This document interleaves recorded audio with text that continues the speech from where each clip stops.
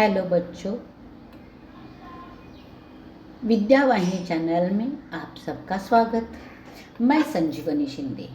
आज मैं लेखन कार्य रचना विभाग को शुरुआत कर रही हूँ। बच्चों, इसके पहले मैंने सब व्याकरण के टॉपिक जितने भी है प्रत्येक टॉपिक का एक एक वीडियो अपलोड कर दिया है मैंने। और अब मैं लेखन विभाग की शुरुआत कर रही हूँ। लेखन विभाग में सबसे पहले हम देखेंगे पत्र लेखन। पत्र लेखन में भी दो प्रकार होते हैं। आज के वीडियो में हम देखने वाले हैं औपचारिक पत्र। पहले पत्र लेखन की जानकारी लेंगे, उसके बाद औपचारिक पत्र की जानकारी लेंगे। पत्र लेखन अपने विचारों भावों को शब्दों के द्वारा लिखित रूप में अपेक्षित व्यक्ति तक पहुंचा देने वाला साधन है पत्र। हम सभी पत्र लेखन से परिचित है ही। आजकल हम एक नई तकनीक को अपना रहे हैं। संगणक, भ्रमण ध्वनि, अंतरजाल, ईमेल, वीडियो कॉलिंग जैसी तकनीक को अपने दैनिक जीवन से जोड़ने का प्रयास कर रहे हैं। दूरध्वनि, भ्रमण ध्वनि के आविष्कार के बाद पत्र लिखने की आवश्यकता कम होती जा रही है। फिर भी अपने रिश्तेदार, आत्मीय व्यक्ति, मित्र, सहेली तक अपनी भावनाएं प्रभावी ढंग से पहुंचाने के लिए पत्र का एक सशक्त माध्यम है। पत्र लेखन की कला को आत्मसात करने के लिए अभ्यास की भावनाएं प्रभावी ढंग से पहुंचाने के लिए पत्र एक सशक्त माध्यम है और ये बात सत्य है। लेकिन यह पत्र लिखने की कला भी हर एक के पास होना जरूरी है। पत्र लेखन की कला को आत्मसात करने के लिए अभ्यास की आवश्यकता होती है। अपना कहना, मांग, शिकायत, अनुमति, विनंती, आवेदन उचित तथा कम से कम शब्दों में संबंधित व्यक्ति तक पहुंचाना, अनुरूप भाषा का प्रयोग करना एक कौशल्य है। अब तक हम जिस पद्धति से पत्र लेखन करते आए हैं उसमें एक नई तकनीक के अनुसार अपेक्षित परिवर्तन करना आवश्यक हो गया है और वह परिवर्तन करके ही हमारे पास जो पत्र का ढांचा आया है पाठ्य पुस्तक मंडल से, उसी ढांचे के आधार पर पत्र लेखन हम करने वाले हैं। पत्र लेखन में भी आधुनिक तंत्रज्ञान तकनीक का उपयोग करना समय की मांग है।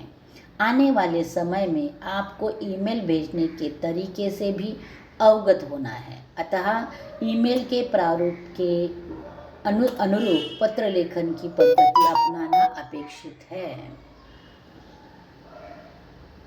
पत्र लेखन के मुख्य दो प्रकार है, एक औपचारिक पत्र और दूसरा अनौपचारिक पत्र। इस वीडियो में सिर्फ हम औपचारिक पत्र देखने वाले हैं।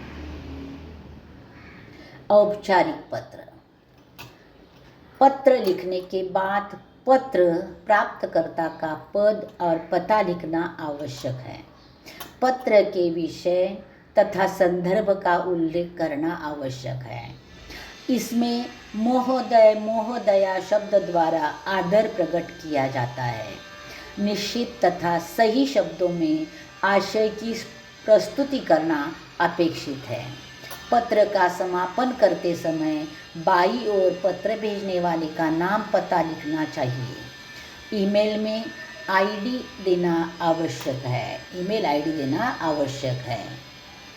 टिप्पणी, पत्र लेखन में जब तक लिफाफे पर पत्र भेजने वाले प्रेषक का पता लिखने की प्रथा थी, ईमेल में लिफाफा नहीं होता, अब पत्र में ही पता लिखना अपेक्षित है। यानी पहले पत्र और लिफाफा भी बनाया जाता था, लेकिन अब मेल से पत्र भिजवाए जाते हैं तो लिफाफे की ज़रूरत नहीं है। तो हमें भी पत्र लेखन में लिफाफा बनाने की ज़रूरत नहीं है, लेकिन पत्र में ही पता लिखना जरूरी है। अब देखेंगे हम पत्र लेखन कार्यालयीन पत्र। अब देखो, औपचारिक पत्र, औपचारिक पत्र में और दो भाग होते हैं, एक कार्यालयीन पत्र होते हैं और दूसरे व्यावसायिक पत्र होते हैं। जो किसी भी कार्यालय में भेजे जाते हैं वह कार्यालयीन पत्र, और व्यावसायिक पत्र जो व्यवसाय के संदर्भ में, जैसे पुस्तक खरीदना है, औषधियाँ खरीदना है, वह व्यवसाय के संदर्भ में पत्र, वो व्यावसायिक पत्र। ऐसे औपचारिक पत्र में दो भाग होते हैं। याद रखना कि व्यावसायिक पत्र और कार्यालयीन पत्र दोनों भी औपचारिक पत्र ही है। कार्यालयीन पत्राचार के विविध क्षेत्र, यानी कार्यालयीन पत्र में कौन कौन से विषय आते हैं वह हम देखेंगे। एक, पहला, बैंक विभाग के, बैंक के लिए जो भी पत्र भेजे जाते हैं, जैसे कि बैंक का आपका पासबुक गुम हो गया है, आपका चेकबुक गुम हो गया है, आपके खाते पर कई अलग ही राशि दिखाई दे रही है, उसके बारे में जो भी है वो बैंक के हिस्से के बैंक के पत्र। डाक विभाग, डाक विभाग के लिए आपका कोई पत्र आने वाला था, रजिस्टर नहीं मिला है, रजिस्टर कहाँ पहुँचाना है, उस प्रकार के डाक विभाग के लिए पत्र। विद्युत विभाग के लिए, जैसे लाइट बिल का पत्र होता है कि लाइट बिल बहुत ज़्यादा आ रहा है अथवा रोशनी बार बार जा रही है, इसके बारे में पत्र। दूरसंचार यानी टीवी पर जो भी मालिकाएं चल रही वो आपको अच्छी नहीं लग रही है, अथवा टीवी का कोई अभ्यासपूर्ण मालिका है जो आप देखना चाहते हैं, उसका समय बदलने की आप विनती कर रहे हो, उसके लिए। दूरदर्शन के ये दूरसंचार के जो टेलीफोन वालों के लिए, टेलीफोन का बिल बहुत ज़्यादा आ रहा है अथवा टेलीफोन बीच बीच में बार बार डेड हो रहा है, उसके बारे में संबंधित पत्र। महानगर निगम के अन्य विभिन्न विभागों में भेजे जाने, महानगर निगम में अलग अलग विभागों में भेजे जाने वाले पत्र। माध्यमिक तथा उच्च माध्यमिक शिक्षण मंडल से संबंधित, जैसे कि अगर यह पत्र 10वीं के बच्चे देख रहे हैं तो अभी 10वीं की परीक्षा के लिए, बोर्ड की परीक्षा के लिए वो बैठेंगे। उसके बाद अगर बोर्ड के एग्ज़ाम में बैठना है लेकिन अचानक किसी कारण आपको सेंटर बदल कर चाहिए तो भी आप पत्र लिख कर कर सकते हैं। आपका बोर्ड का जो मार्कशीट है या प्रमाण पत्र है वो गुम हो गया है, उसके लिए भी आप पत्र लिखकर दोबारा मांग सकते हो। अथवा बोर्ड के जो फॉर्म भरा है उसमें आपकी जन्मतिथि अथवा नाम में कुछ स्पेलिंग मिस्टेक है तो उसे सुधारने के लिए भी आप पत्र लिख सकते हो। अभिनंदन, प्रशंसा, किसी अच्छे कार्य से प्रभावित होकर पत्र लिखने का कारण, यानी किसी का अच्छा कार्य दिखाई, जैसे कि आपके घर के आसपास में बगीचा है और बगीचे में साफ सफाई नहीं थी, लेकिन आजकल बहुत ही साफ सुथरा बगीचा रखा जाता है, वहाँ खिलौने के जो भी साहित्य है वह नए नए लाकर बिठाए गए हैं, बैठने की व्यवस्था की गई है, तो आप उस इलाके में प्रशंसा पत्र भेज सकते हो अथवा अभिनंदन पत्र पर लिख सकते हो। सरकारी संस्था द्वारा प्राप्त देयक, बिल आदि से संबंधित शिकायत पत्र, सरकारी संस्था द्वारा कोई भी बिल आपके पास आया है उसके लिए शिकायत करनी है तो वह शिकायत पत्र। व्यावसायिक पत्र में कौन से विषय आते हैं, तो व्यावसायिक पत्राचार के विविध क्षेत्र, किसी वस्तु, सामग्री, पुस्तकें आदि की मांग करने के लिए। दूसरा आता है शिकायत पत्र, जो वस्तु मंगाई है आपने और वह दोषपूर्ण है, जैसे किताबें मंगाई उसमें फटी है अथवा आपने टीवी पर मंगाया है वो ठीक से शुरू नहीं हो रहा है, इस प्रकार जो भी आपने मंगाई सामग्री दोषपूर्ण है, चीज़ें, पुस्तकें, पत्रिका आदि प्राप्त होने के कारण पत्र लेखन। आरक्षण करने हेतु यात्रा के लिए आरक्षण करना है, उसके लिए पत्र लिखना है, वो भी व्यावसायिक पत्र में आता है। आवेदन पत्र, प्रवेश, नौकरी आदि के लिए, प्रवेश के लिए आवेदन पत्र हो या नौकरी के लिए आवेदन पत्र हो, वह भी व्यावसायिक में आता है। इस प्रकार प्रशंसा पत्र, अब प्रशंसा पत्र में कौन से मुद्दे आने चाहिए वो यहाँ दिया है। प्रशंसनीय कार्य करने के उपलक्ष्य में उद्यान विभाग प्रमुख को पत्र लिखना है।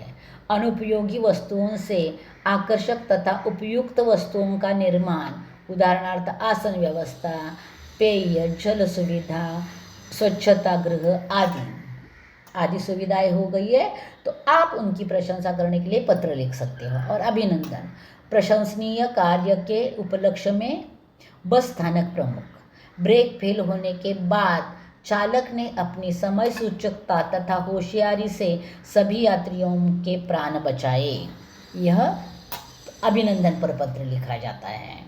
अब पत्र का प्रारूप कैसे होता है कि पहले दिनांक होता है, फिर संबोधन, फिर अभिवादन, फिर प्रारंभ, विषय विवेचन, हस्ताक्षर, उसके बाद नाम, पता और ईमेल आईडी। ये पूरा पत्र मैंने एक लिखवा कर दिया है, उसे मैं पढ़ते जाऊंगी, तुम ध्यान से सुनो और बाद में ध्यान से कहाँ कहाँ अल्प विराम है, कहाँ पूर्ण विराम देखकर लिख कर रखो।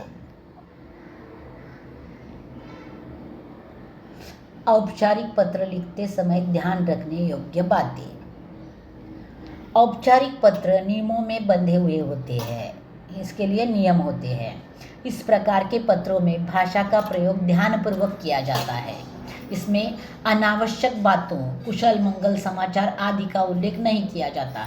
जो अनौपचारिक पत्रों में होता है वो औपचारिक पत्रों में नहीं होता, क्योंकि जिससे किसी भी अधिकारी को हम पत्र लिख रहे हैं तो अधिकारी वहाँ कुर्सी पर बैठा तो वह हमारा कोई रिश्तेदार नहीं होता, तो काम की बात कम से कम शब्दों में करनी चाहिए। पत्र का आरंभ व अंत प्रभावशाली होना जरूरी है। पत्र की भाषा सरल, लेख स्पष्ट व सुंदर होना चाहिए। यदि आप कक्षा अथवा परीक्षा भवन से पत्र लिख रहे हैं तो कक्षा अथवा परीक्षा भवन अपने पता के स्थान पर तथा क अपने नाम के स्थान पर लिखना नहीं चाहिए। तो पत्र पृष्ठ में बाईं ओर से हाशिए यानी मार्जिन लाइन के साथ मिलाकर ही पत्र की शुरुआत होना जरूरी है। पत्र को एक पृष्ठ में ही लिखने का प्रयास करना चाहिए ताकि तारतम्य लयबद्धता बनी रहे। यानी अपना जो रजिस्टर का पेज होता है तो कोई भी इधर जो पहला वाला पेज आधा हुआ है तो वहाँ पत्र की शुरुआत कभी नहीं करनी है। एक ही पेज पर पूरा पत्र लिखना है तो हमारा पत्र दिखने में बहुत ही सुंदर दिखता है।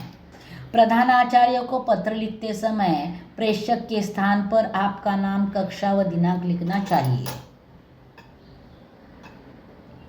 अब यहाँ मैंने पत्र दिया है, देखो आपको जो पत्र का विषय दिया जाता है उसमें आपको पता, दोनों पते, लिखने वाले का पता और जिसको लिखना है उसका पता दिया जाता है, विषय दिया जाता है। सिर्फ उसे अलग अलग जगहों पर लिखना और विषय विवेचन करना, इतना ही काम आपका बचा हुआ है। दिनांक लिखनी है 27 दिसंबर 2024, प्रति माननीय प्रधानाचार्य जी को पत्र है, मनीषा विद्यालय। विषय है, किस विषय पर आप पत्र लिख रहे हो? बहन की शादी के लिए अवकाश प्रदान हेतु प्रार्थना पत्र। बहन की शादी के लिए छुट्टी मांगने के लिए आप पत्र लिख रहे हो। महोदय, पत्र की शुरुआत यहाँ होती है, यानी यहाँ विषय विवेचन होता है। विषय विवेचन में सविनय निवेदन है, यह है कि मैं आपके विद्यालय के 9वीं का छात्र हूँ। मेरे घर में मेरी बहन की शादी है। शादी का दिनांक है 9/1/2025 को निश्चित हुई है। मैं अपनी बहन का इकलौता भाई हूँ, अतः शादी में बहुत से कार्यों में मेरा होना अति आवश्यक है। इसी कारण मुझे 7 जनवरी 2025 से 11 जनवरी 2025 तक का अवकाश चाहिए, छुट्टी चाहिए। अतः आपसे विनम्र निवेदन है कि आप मुझे अवकाश प्रदान करने की कृपा करें, इसीलिए मैं आपका आभारी रहूँगा। यहाँ विवेचन, विषय विवेचन समाप्त हो गया। धन्यवाद, पूर्ण विराम। आपका आज्ञाकारी शिष्य, अल्प विराम। स्वराज शर्मा आपका नाम। इसके बाद आपका नाम, आपका पता और आपकी ईमेल आईडी पूरी लिखना जरूरी है। स्वराज शर्मा, कक्षा 9वीं, रोल नंबर और उनकी ईमेल आईडी। अगर पत्र में मैंने कहा कि जो भी पत्र का विषय दिया जाता है वहाँ आपको पूरे के पूरा दोनों पते दिए जाते हैं, जिसको पत्र लिखना है और जिसका पत्र पहुंचाना है, दोनों पते दिए जाते हैं, लेकिन ईमेल आईडी आपको तैयार करनी पड़ती है। तो आप ईमेल आईडी तैयार करके ही पत्र लिखिए। तो यहाँ पत्र पूरा हुआ है। व्यावसायिक पत्र, कार्यालयीन पत्र में बैंक मैनेजर को श्रीमान महोदय जो है लिखा जाता है, और प्रार्थी अथवा विनीत। रेलवे अधीक्षक को मान्यवर और प्रार्थी अथवा विनीत। महानिर्देशक के लिए श्रीमान और विनीत या प्रार्थी। केंद्रीय मंत्री भारत सरकार को परम मान्यवर, माननीय, भवदीय, पार्थी, कृपाकांक्षी। संपादक को मान्यवर, आदरणीय संपादक जी। आवेदन पत्र है तो प्रधानाचार्य जी को, प्रधानाचार्य जी, आदरणीय प्रधान आचार्य महोदय, मान्यवर, महोदया, विनीत, पार्थी, आपका आज्ञाकारी। इस प्रकार यहाँ जो है लास्ट के कॉलम में वह पत्र का अंत कैसे करना है, और जो बीच वाला कॉलम है उसमें पत्र की शुरुआत कैसे करनी है वह मैंने दिया है। यहाँ पत्र लेखन समाप्त हुआ है। औपचारिक पत्र पूरा हुआ है। अनौपचारिक पत्र का वीडियो मैं दूसरा अपलोड करने वाली हूँ। दूसरे वीडियो में मैं अनौपचारिक पत्र के बारे में बोलूँगी। तब तक इंतज़ार में रहना। धन्यवाद बच्चों।